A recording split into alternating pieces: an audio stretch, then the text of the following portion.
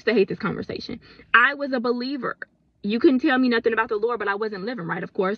But don't come talking to me about the end of the world. And every time, there was rumors about the world ending before I knew, my Bible, I would panic and I would believe it because I didn't know my word. I wasn't in my word. And the reason that I did not want to have this conversation or hear about this is because I was scared.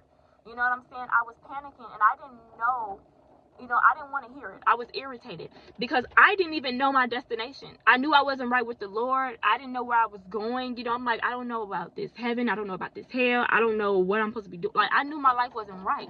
So when somebody will bring that up, I don't want to hear it. And that's why a lot of people don't like having this conversation because their life not right. If your life is right, you ain't got nothing to worry about when you're right with the Lord. You know what I'm saying? So I wasn't living right and I wasn't reading my word. If I was doing those things, I wouldn't have been panicking. I wouldn't have been panicking. But the fear comes from not knowing where you're going. Or the fear comes from knowing that you're going straight to hell. Some people know if the world was to end right now, that they're going to hell. Some people know that they're not living right. And some people don't know where they're going. So the fear of the unknown and the fear of hell. And that's why a lot of people avoid this conversation. But that is the last thing that you should do, because the word says my people perish from lack of knowledge. And because of y'all avoiding certain topics that matter, you don't know the truth. Okay. And some of you will perish because you don't know the truth, which is knowledge, lack of knowledge of this word. And y'all don't want to hear the truth. Y'all don't want to hear the knowledge. And this is not to scare anyone, but this is simply the truth. And many Christians have, we've been having dreams about the end times, including myself. Since I've been on this journey, I have many dreams about the end times, and it was aligning up to biblical days. I ain't gonna say many. I have quite a few, though. And one of them was so...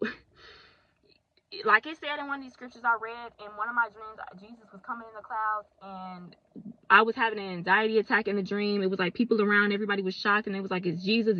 And I remember, and I had an anxiety attack, and next thing I know, destruction hit, and a black hole opened up, and it was a force that was trying to pull me in, but I escaped it. I remember pulling on rocks, like, it was crazy. Like, I was like grabbing onto concrete, escaping that black hole, and I got away.